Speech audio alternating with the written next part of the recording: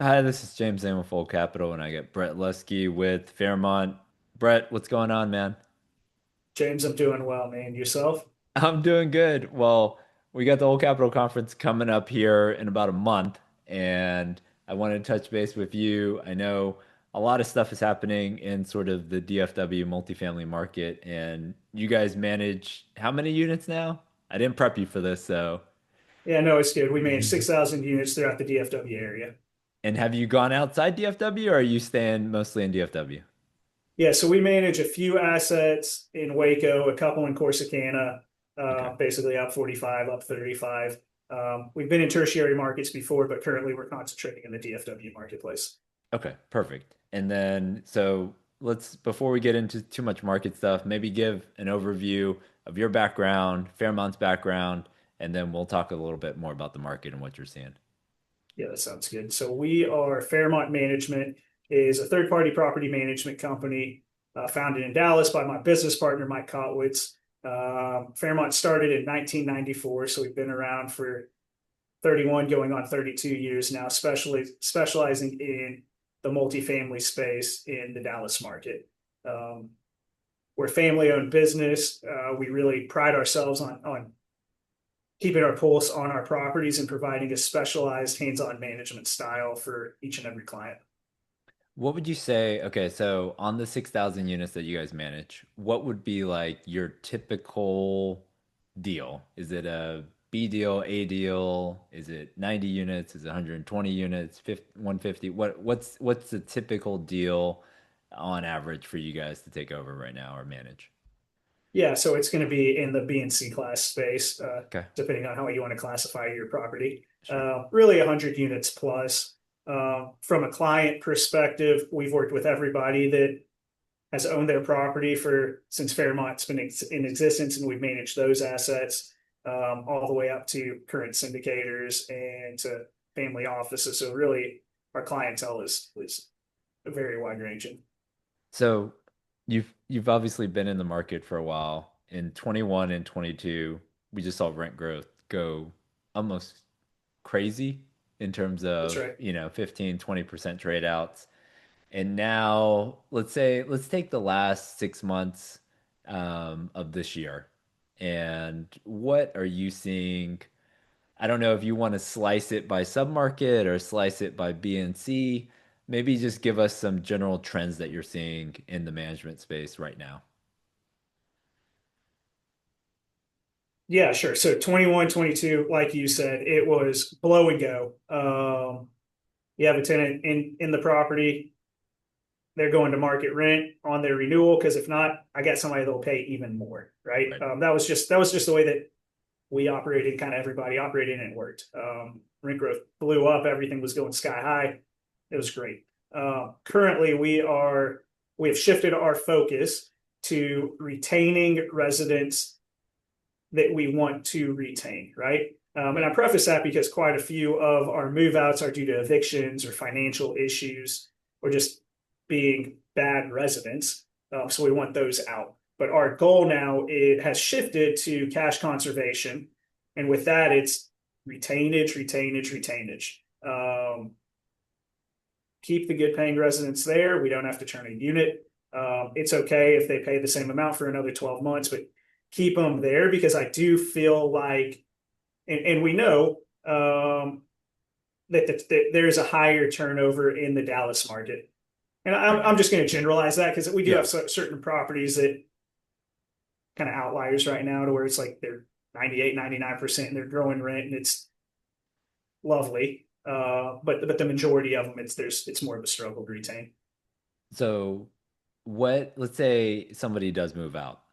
Mm-hmm. What's the timeline? Because I think this is what people don't really see is how long these units are down, and then to bring somebody in new, it's almost like you lose 30 days, 60 days of the rent, most likely, just because it's down for a couple months. And like what's the typical turnover for you guys in terms of cost and then getting a new tenant into that space? I think a realistic expectation and on the the good side is 30 days, James. I do Okay. think that it takes It's like longer than best case. Yeah. expected. Yeah, and I also think there's a difference if you're dealing with a property that has two vacancies compared to a property that has 15 vacancies, right? Right. And whether a resident moves out and they destroy the unit, or it's quick touch up and the maintenance guy can go in there the next day. There's just a wide range of variables. I just think that on look, and we have worked with people where the expectation is, well, this unit needs to be ready to be leased within a week. Right. Okay, that's fine until the first vendor's not coming out for 4 days, and then the next one's not coming out for 3 days, and the cleaner can't come out until, and it's a lot of it is out of our control.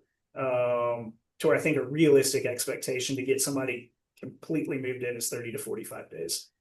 So what are you, okay, so we're focusing on retention of existing Mhm. tenants. What else are you telling owners that you guys are managing for right now? Like what else should they be focused on? What else are you guys focusing on right now, sort of at the property level?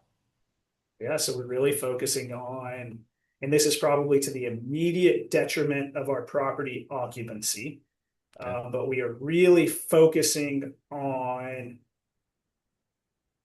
background checking and checking the residents before they move on to the property. It Okay. is Screening. screening. Yep. It's huge, right? Okay. It's harder to evict people right now. We've got pro bono lawyers hanging out outside the courthouse trying to just poke holes in every single eviction case. Okay. We've got judges that are sitting there saying, "Oh yeah, this person gets an appeal," and it's like for they didn't like for why they just didn't pay rent. Yeah. And so really concentrating on the front end will help you on the back end. Again, you have a slower burn if you're trying to really boost occupancy. Hmm. Um, but you also have to deal with the long-term health of the property. Is there anything, what are you feeling from owners right now? Do you feel any of the stress from maybe floating rate loans or maturities coming up or hey, we've got to get this property ready to sell because, we've got 6 months left on our loan. Is there anything you're changing based off of sort of owners' recommendations right now in terms of maybe coming up for sale, coming up for refi, anything like that? So to answer your first question about do we feel the stress, the answer is yes. But what I think that a lot of people don't fail to realize is that we internally feel it, right? Just from a human nature, our job and our goal is to be the best management company for your property. Historically, what that meant is highest collections, highest occupancy, lowest delinquency. We feel the internal pressure to always be doing an amazing job, and it hurts whenever there are outside influences directly affecting our spot. Um, to answer your question number two, as far as what we are doing, occupancy is tough, and it's got to get up there. A lot of these refinances need to, the numbers work better if you're at 95% occupied rather than 90% occupied. Right. Yeah. So if you're coming up for a refinance, we've had discussions where you might alter your tenant screening a little bit, Okay. accept risk fees, right, with a little bit sketchier of a potential resident Okay. that'll short term help the property, but potentially hurt the property down the line. Right. But that's okay if you have certain goals that you have to hit immediately. Right. Okay. Um, are you seeing any changes from maybe lenders coming out? Are they looking for different things? Are you guys doing anything on the CapEx side that's a little different? Um, based on today's market. 21, 22. It seemed like every unit, okay, you could get maybe 150 just turning the unit, but you That's get right. 300 if you put That's 10,000 right. a door in it. Is anyone doing the rehabs right now for 10,000 a door and moving rents, or is it more just, hey, we've got to just get this made ready and just sort of get it done, get it fast as Well, so possible? that's gonna depend on how the unit is left. Okay. Um, if I can turn a unit cheaply at this point, I am turning a unit cheap. Okay. If it needs new flooring and it needs new appliances, we're going to go ahead and upgrade the unit because you're spending the money anyways, right? I do think what is from a CapEx perspective, there has been a natural step back from being proactive and going in and blowing out everything to more of reactive. What I think some people fail to realize though is with the reactive standpoint, you got to have cash in the bank. Because even if you are planning on not doing any CapEx items, right, which is fair, Right. you Yeah. know, conserve your cash. You're going to have a once a year lender inspection. You're going to have an annual insurance inspection. Those guys are going to go through and they don't care what you have in the bank, but if they see 7 different potholes and the parking lot needs to be redone, guess what they're going to write you up for, right? So you always have to be planning ahead, knowing that there will be external CapEx dollars that will need to be spent throughout the year. Is there anything new? I've got some lender items, but anything new that you've seen on those inspections? I've got some stuff that I still don't understand, but anything that you've seen lately that's just like new stuff that lenders want or insurance companies want, besides the parking lot. The See, parking lot, I've there's just, always 10,000 for the James, parking lot. we've managed enough units where you just kind of see everything. Okay. And as good as these inspections go, whenever they walk it, it's just, you know, the client is asking how it went, and you're like, well, it went well, but we They really did the need to walk. wait on They did the the we walk, but need to let's wait for the wait on the report. Yeah, report. yeah, That's right. That's yeah, right. yeah, They're gonna find something, man. yeah, Always. yeah. I think And that's there's, okay. The yeah, stuff that they found, I haven't ever felt to be it's annoying because you have to spend money. right. But whenever you have heaving sidewalk and it either needs to be replaced or ground down, You just got to do it. that's fair. Yeah, yeah, yeah.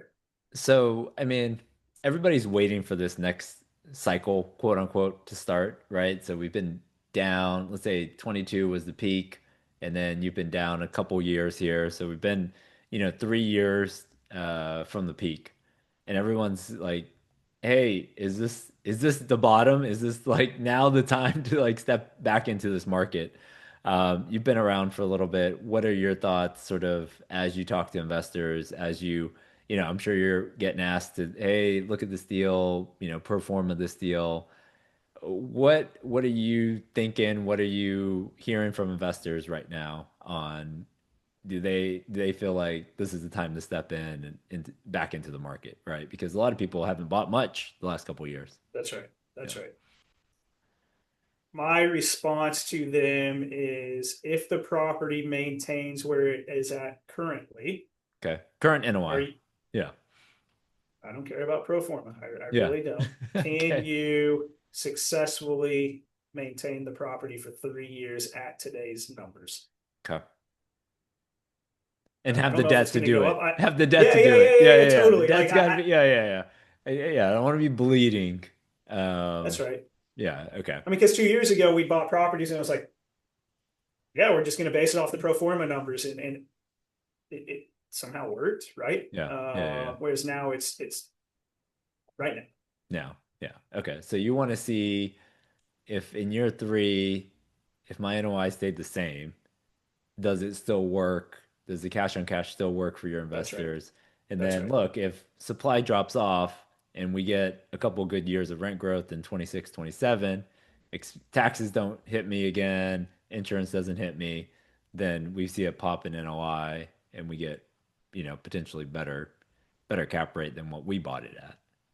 Yeah. Uh, okay. Look, I would anticipate. I mean, I keep hearing that next year, the year after, there's going to be a big jump in rent. I think Right. we've all kind of anticipated that. We've heard that from various people that are way smarter than me. Yeah. Um, maybe I'm more of a pessimist because I am in the property management business, and I will admit that.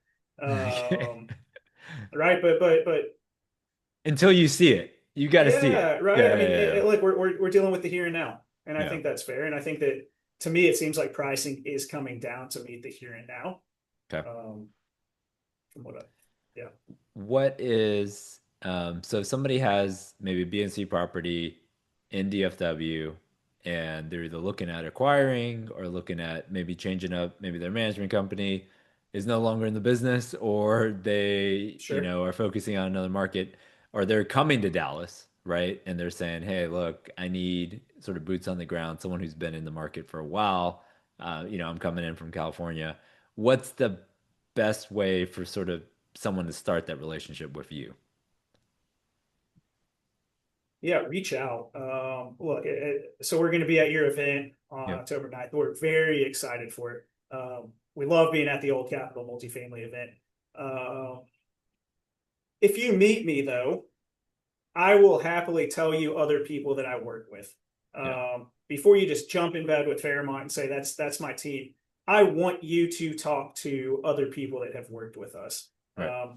I want you to be somewhat comfortable with not necessarily what we do, but hearing that we have been successful for other people. You Mm. should do that with Yeah. any management company. But if not, I mean, James, we're good buddies. So many people in this industry. If somebody's talking to you, to me, referrals is the best way. Our business is such a small, and our industry is such a small circle for as large as it feels. Right. Um, Kind of play the 7 degrees of separation and figure out who all you know and kind of go from there.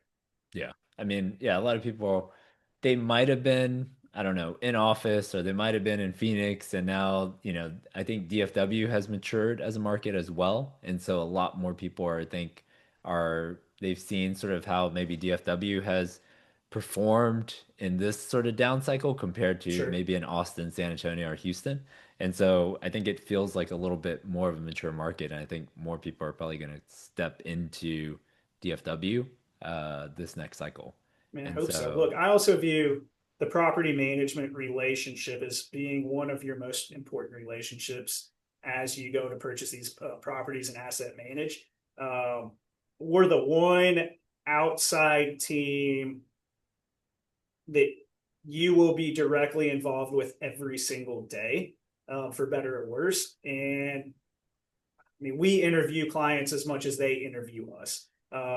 We don't automatically sit there chasing properties and looking for the golden egg. There has to be a synergy between the two of us, to where it'll be a successful relationship, because we value these partnerships, and we also realize that our cycle could be 3 years, and 3 years is very long, whenever you're dealing with somebody day by day, or it could be 10 years. And at the end of whatever cycle you're with, we want to be able to go up to you at a restaurant if we see you and run into each other and shake hands and happily converse with each other, right? And that's just at that's the end, no important. matter what. Yeah, Yeah, yeah, yeah. no matter what, man. And so the relationships within the property management business are exponential importance.